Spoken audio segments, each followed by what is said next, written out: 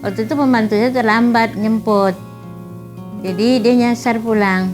Habis itu saya juga sibuk nyari dia. Saya tuh nangis karena dia nggak ketemu. Iya, sempat kesesat waktu TK ya. Umur 4 tahun TK waktu itu. Sempat terlambat jemput. Di komplek itu juga, sekolah di komplek juga. Waktu itu kita belum punya motor. Ada becak, kita panggil becak mencari dia. Saya lihat dari jauh dia gini-gini, nunduk-nunduk aja dia kayak dia nggak lihat kiri kanan. Sok-sok tahu nih pengen jalan pulang sendiri, akhirnya cuma muter doang. Muter satu blok ke blok lain itu aja. Ya gitu pengalamannya, karena nggak tahu kan, selama ini nggak selalu dianterin gitu kan. Tapi alhamdulillah sekarang sudah mulai tahu lah, maksudnya nggak tahu juga. Saya ketawa kadang-kadang kelakuannya dia itu, saya ketawa.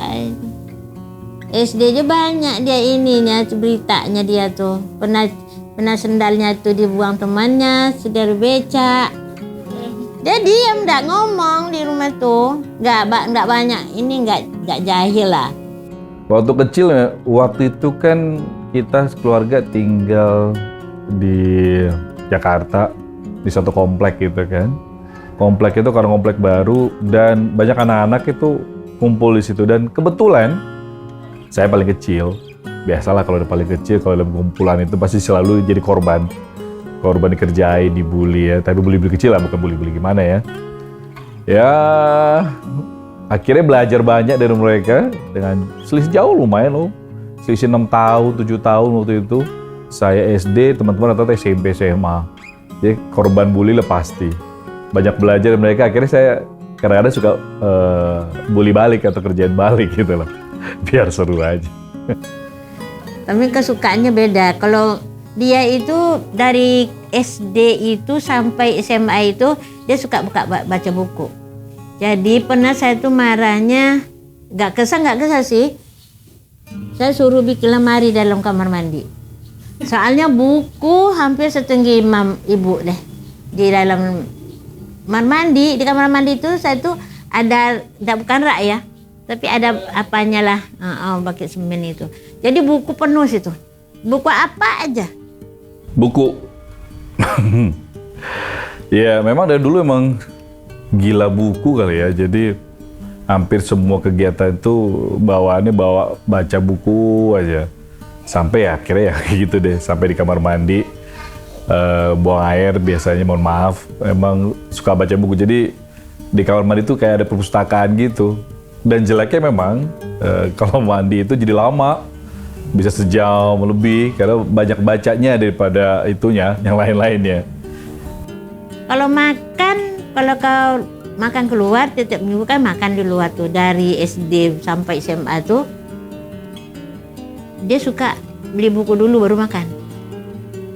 Kalau nggak ada buku nggak makan. Jadi makannya bukan dari depan, bukan dari belakang, dari depan. Nasi, di sini nasi, di sini udah makan. Ini kan belum dimakan nih.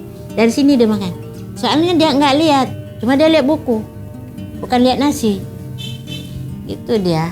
Kalau minumnya nggak mau satu.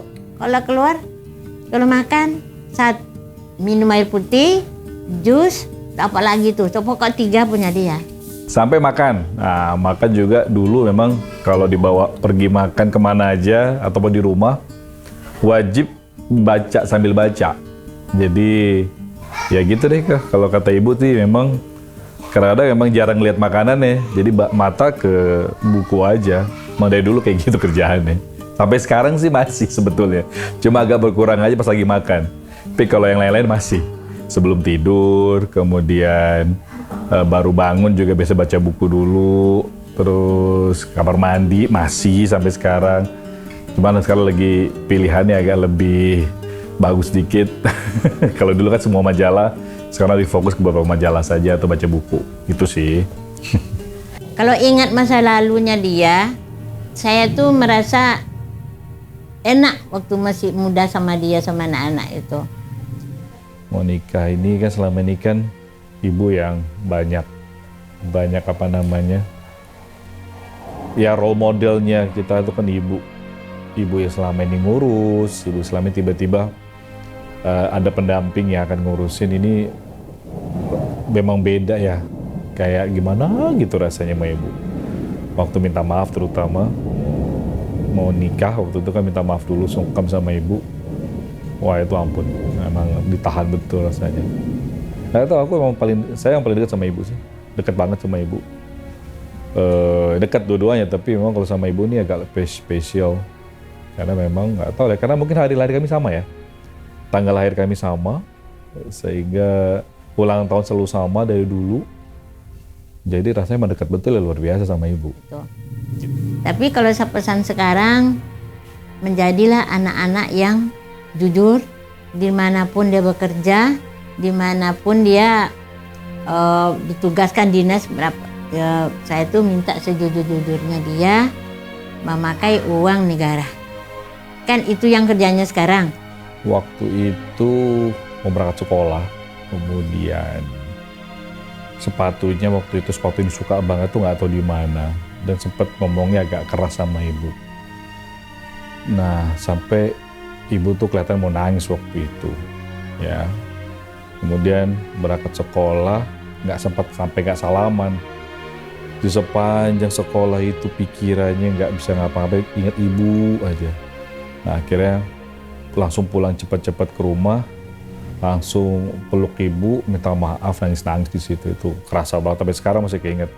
Dosa banget rasanya waktu itu agak ngomong gak keras sama ibu. Dan itu yang sampai sekarang alhamdulillah masih dijaga, supaya gimana pun apapun terjadi, ngomong tuh gak boleh keras sama ibu. Itu gak bisa ngapa-ngapain, fokusnya jadi hilang. Rasa bersalah luar biasa. Saya takut banget. Soalnya saya belum cerita, orang kesini dia meminta dia pengganti bapak. Cuman saya belum berat, tapi nggak tahu juga dari dia, belum saya nanya. Nggak bilang sama dia. Belum saya bilang sampai sekarang.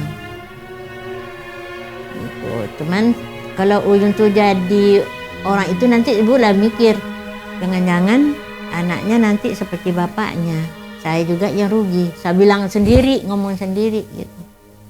Ya mudah-mudahan aja biar dia di tempat dia sekarang, kalau masih diterima orang, jadi di DPR aja dia. Tapi kalau di sana tuh terserah dia yang mengerjakan, yang dia yang menghadapi yang kayak bapaknya kemarin. Untuk Mama, selamat Hari Ibu. Semoga Mama tetap sehat selalu mendoakan kami, jangan sehat-sehat aja lah, sehat-sehat aja Mama, penting Mama bahagia, Mama sehat, itu udah kebahagiaan luar biasa. Doakan selalu kami jadi anak-anak yang baik, anak yang soleh, dan selalu mendoakan kita semua, karena Mama sekarang adalah orang tua kami satu-satunya sekarang yang masih ada. Tentu kami berharap ridho dari Mama atas setiap langkah kami, dan doakan kami dan tegur kami kalau ada salah. Mudah-mudahan Mama bukan menjadi sih, sudah jadi terbaik buat kami. Dan doakan kami untuk jadi terbaik anak-anaknya buat Mama. Makasih selama ini. Mohon maaf kami belum bisa balas apapun, Mama mungkin tak terbalas pun. Tapi kami doakan Mama yang terbaik dan selalu jadi yang terbaik, dan yang penting sehat sih. Kalau sehat itu paling mahal sekarang. Selamat Hari Ibu.